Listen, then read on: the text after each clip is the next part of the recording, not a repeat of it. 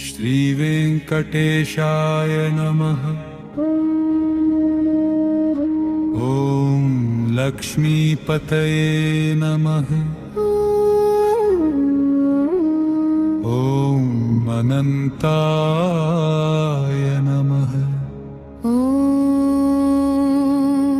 अमृतांशाय नमः। ॐ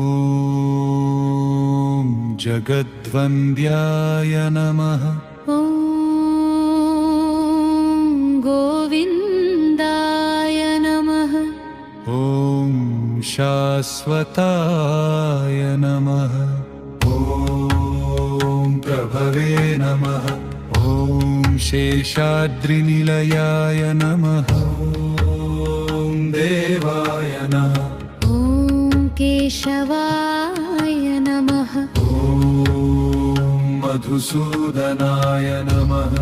ॐ अमृताय नमः। ॐ माधवाय नमः। ॐ कृष्णाय नमः। ॐ श्रीहरये नमः। ॐ ज्ञानपञ्जराय नमः। ॐ श्रीवत्सवक्षसे नमः। ॐ सर्वेशाय नमः। ॐ गोपालाय नमः। ॐ पुरुषोत्तमाय नमः। ॐ गोपीश्वराय नमः। ॐ परं ज्योतिषे नमः। ॐ वैकुण्ठपतये नमः। ॐ अव्ययाय नमः।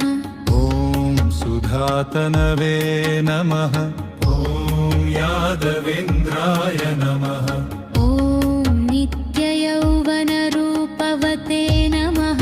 ॐ चतुर्वेदात्मकाय नमः। ॐ विष्णवे नमः। ॐ अच्युताय नमः। ॐ पद्मिनीप्रियाय नमः। ॐ धरापतये नमः। ॐ सुरपतये नमः। ॐ निर्मलदुलय नमः। ॐ देवपूजिताय नमः।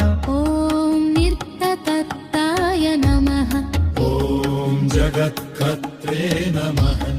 ॐ जगत्साक्षिणे नमः। ॐ जगत्पतये नमः। ॐ चिन्तितार्थप्रदाय नमः। ॐ जिष्णवे नमः। ॐ दशरूपवते नमः। ॐ देवकीनन्दनाय नमः। ॐ शौर्ये नमः। ॐ हयग्रीवाय नमः।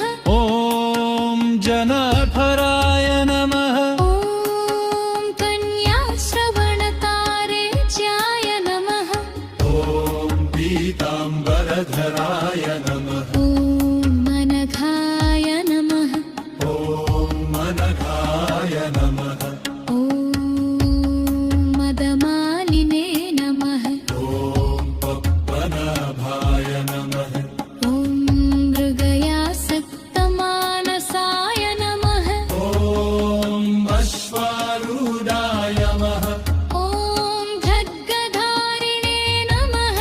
ॐ धनार्जनसमुत्सुकाय नमः।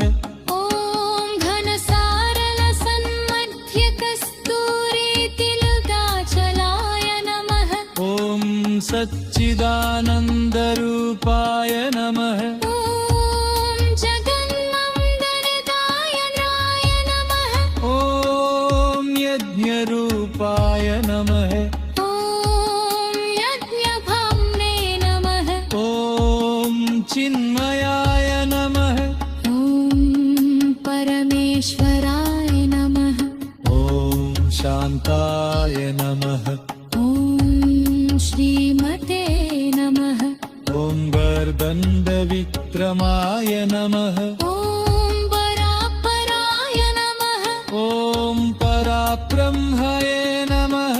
ॐ श्रीविभवे नमः। ॐ गजबीश्वराय नमः।